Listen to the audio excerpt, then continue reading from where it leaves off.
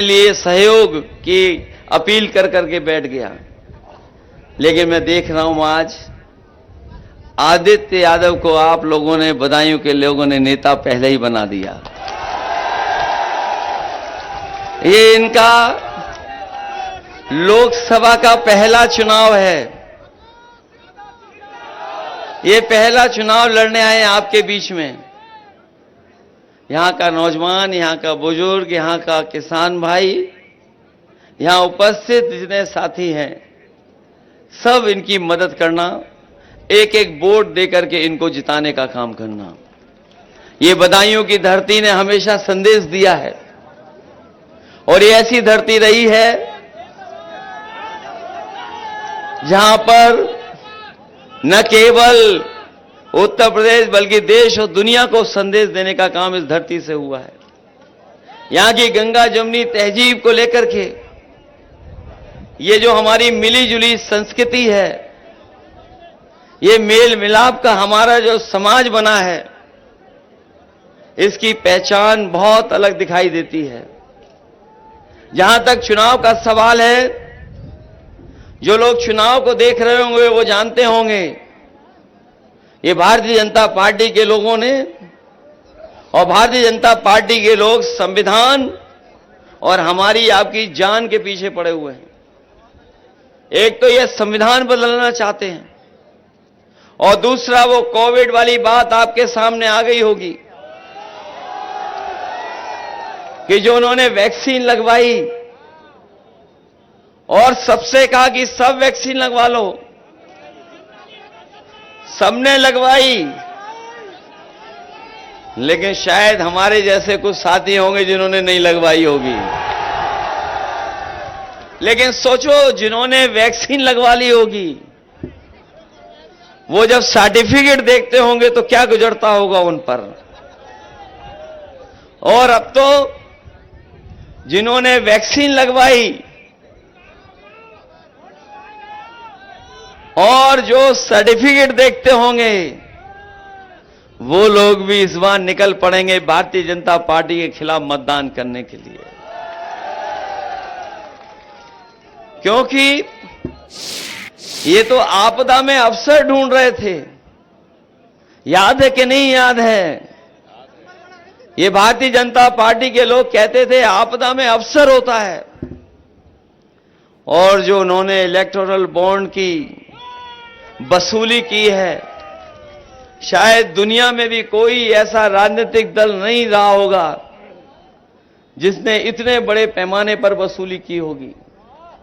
बड़े बड़े उद्योगपति, बड़े बड़े कारोबारियों से तो ले लिया पैसा इन्होंने। ईडी, सीबीआई, इनकम टैक्स का डर दिखा करके। लेकिन जो लंबी सूची आई है उसमें पता लगा है कि जिन कंपनियों ने वैक्सीन दी थी उन लोगों से भी इन्होंने चंदा वसूल लिया। तो न केवल संविधान को खतरा इनकी सरकार से, बल्कि इनके फैसलों से जान को भी खतरा है। और पिछले 10 साल में जितनी भी इन्होंने बातें की हैं सब झूठी बातें और वादे भी झूठे निकले इनके। हमारे किसान भाई होंगे, याद होगा उनको, यही दिल्ली वाले आते थे और कहते थे हम किसानों की आय दोगुनी कर देंगे। और किसानों ने मेहनत की, किसानों ने तैयार हो गई अपनी फसल। जो आज के समय में लागत है वो लागत बढ़ गई। लेकिन बताओ, यहां तो सब किसान और किसान से परिवार के जुड़े लोग हैं। अगर किसी की भी आय दोगुनी हो गई हो तो बता दो। जब आय दोगुनी नहीं हुई और बीच में आपको याद होगा, आपको कि इन लोगों ने काले कानून लाने का काम किया। और वो अगर काले कानून आ गए होते तो हमारा किसान और किसान की पैदावार उद्योगपतियों के हाथ में चली जाती। यही इसी देश के किसान जाकर के दिल्ली पे धरने पे बैठ गए, सालों साल बैठे रहे। लेकिन जब चुनाव उन्हें लगा कि वो चुनाव उनका हार जाएंगे या डगमगा जाएगा चुनाव, उन्होंने तीनों काले कानून वापस ले लिए। कानून वापस लेकर के ये फैसला नहीं लिया कि एमएसपी मिलेगी। हम अपने किसान भाइयों को आज कहना चाहते हैं, जो लोग ये नारा दे रहे हैं विकसित भारत बनेगा, हमारा देश विश्व गुरु बनेगा, हम बीजेपी के लोगों से कहना चाहते हैं, जिस दिन हमारे किसानों को जो कानूनी अधिकार है एमएसपी का, जिस दिन सरकार दे देगी, उसी दिन हमारा किसान तो खुशहाल होगा ही होगा, हमारा देश भी विकसित देश बनने की राह पे चल देगा। जहां इन्होंने विकसित यात्रा को गांव-गांव पहुंचाया था, अगर हमारे किसान भाई और जो प्रधान लोग बैठे होंगे यहां, अगर प्रधानों ने न सहयोग और मदद की होती तो इनके गांव में भी विकसित भारत के कोई कार्यक्रम नहीं हो पाते।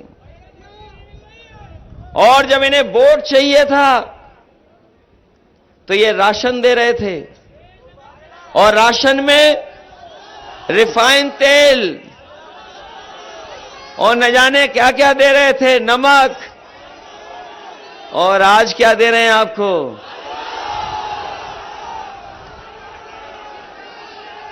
आज आपको क्या मिल रहा है? ये बीजेपी के लोग सोच रहे हैं कि इसको खा करके स्वस्थ हो जाएंगे। बताओ, राशन, और बीजेपी के लोग कहते हैं कि हमने 80 करोड़ लोगों को राशन बंटवा दिया, और दूसरी तरफ कह रहे हैं कि हम गरीबी रेखा से लोगों को बाहर निकाल रहे हैं।